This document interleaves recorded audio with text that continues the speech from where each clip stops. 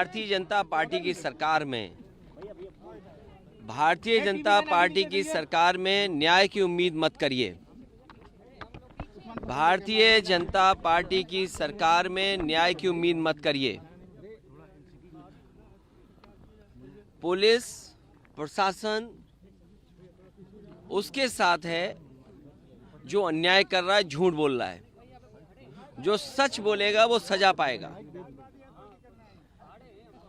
और ये घटना कोई एक दिन की नहीं है। भारतीय जनता पार्टी जानबूझ करके गलत भाषा इस्तेमाल कराती है, गलत भाषा लिखवाती है सोशल मीडिया पर, जिससे दूसरे लोग भी उन्हें जवाब दें। भारतीय जनता पार्टी को अपने लोगों को भाषा सही इस्तेमाल करें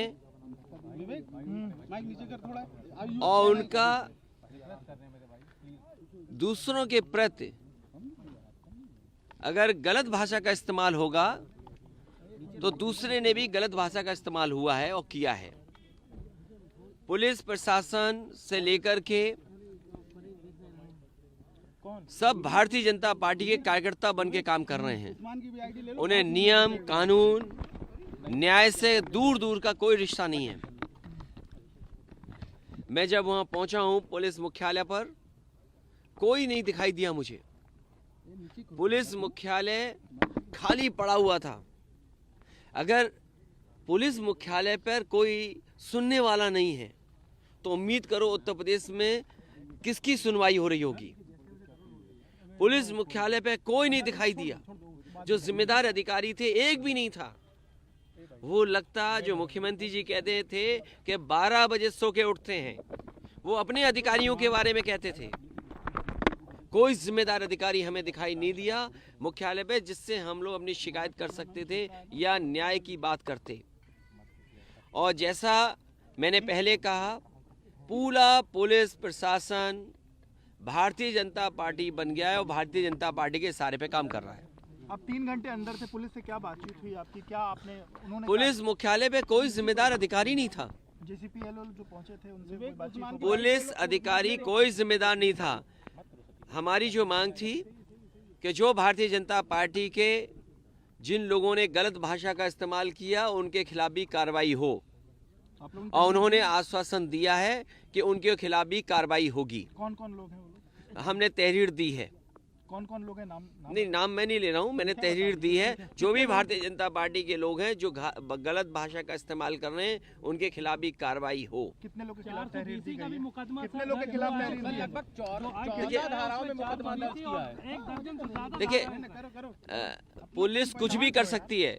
देखिए, आदरणीय मोहम्मद आजम खान साहब को आपने देखा, उनके खिलाफ पूरा भारतीय जनता पार्टी लग करके उन्होंने झूठे मुकदमे लगा दिए।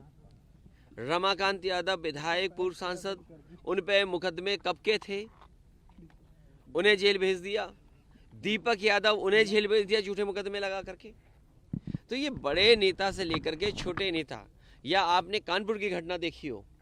इसीलिए मैंने कहा कि भारतीय जनता पार्टी की सरकार में न्याय की उम्मीद मत करिए। ये झूठों के साथ हैं, जो अन्याय करते हैं उनके साथ हैं।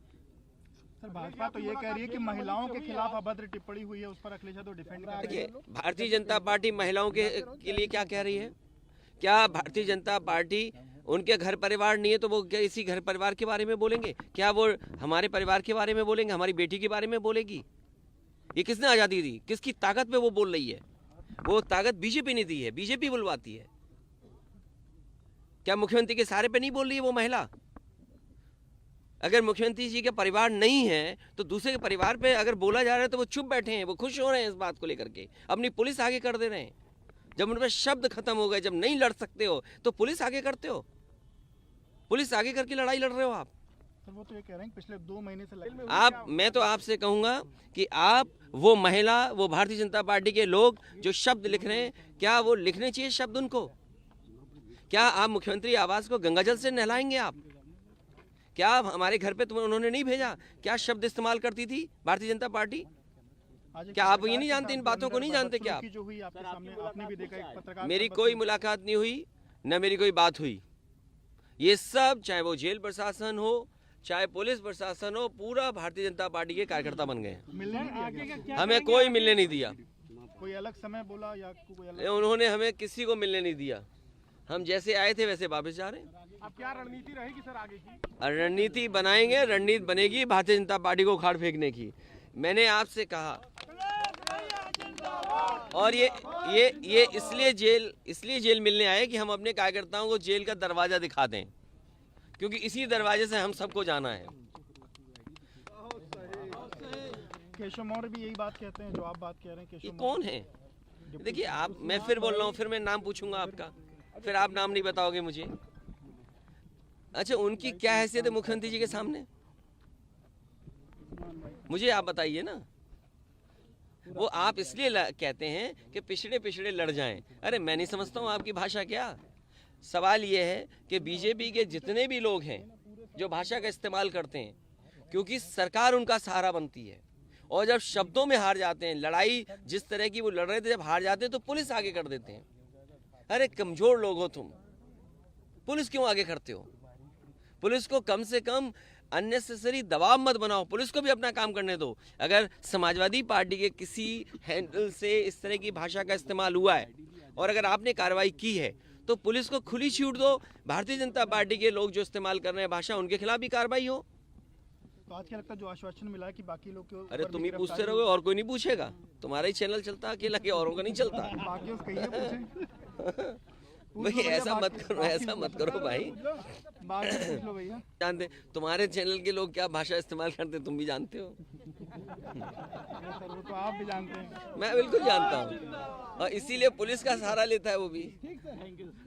देखिए बीजेपी के लोग जब कमजोर पड़ जाते हैं, जब उन्हें लगता है कि वो नहीं मुकाबला कर पाएंगे, नहीं सामना कर पाएंगे, तब ये पुलिस को आगे करते हैं। और पुलिस पे भी इतना अननेसेसरी दबाव है कि वो सही निर्णय और न्याय न दिला सके। सर आंदोलन होगा क्या आगे? आंदोलन होगा। आज तो देखा नहीं आपने, कितने घबराए हुए थे लोग। अभी कोई आंदोलन नहीं था, हम तो केवल मुख्यालय देखने गए कि जो मुख्यालय समाजवादी सरकार ने बनाया, जिसमें पुलिस को इतनी अच्छी व्यवस्था दी बैठने के लिए, जिससे जनता को न्याय मिले, कहाँ जनता को न्याय मिल रहा है? आप बताइए, बलवंत सिंह है, बलवंत सिंह की पुलिस ने मार मार के जान ले ली। ये बीजेपी के लोग यही तो कहते थे कि समाजवादी सरकार में अगर कोई मरता है, यादव मरेगा, मुसलमान मरेगा, तो उसे मुआवजा ज्यादा देंगे। ये सरकार क्यों पीछे हट रही है? क्यों 1 करोड़ रुपए नहीं दे रही? बलवंत सिंह को, परिवार को क्यों 1 करोड़ रुपए नहीं दे रही ये सरकार?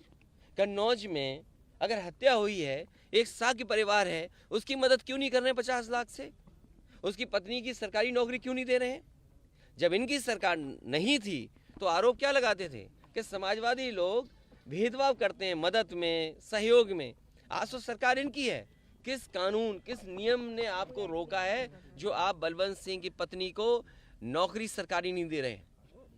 किस कानून ने आपको रोका है? किस अधिकार से आप नहीं दे पा रहे हैं? अगर आप औरों को नौकरी दे सकते हो सरकारी, तो उसकी परिवार के सदस्य को क्यों नहीं नौकरी दे रहे हैं?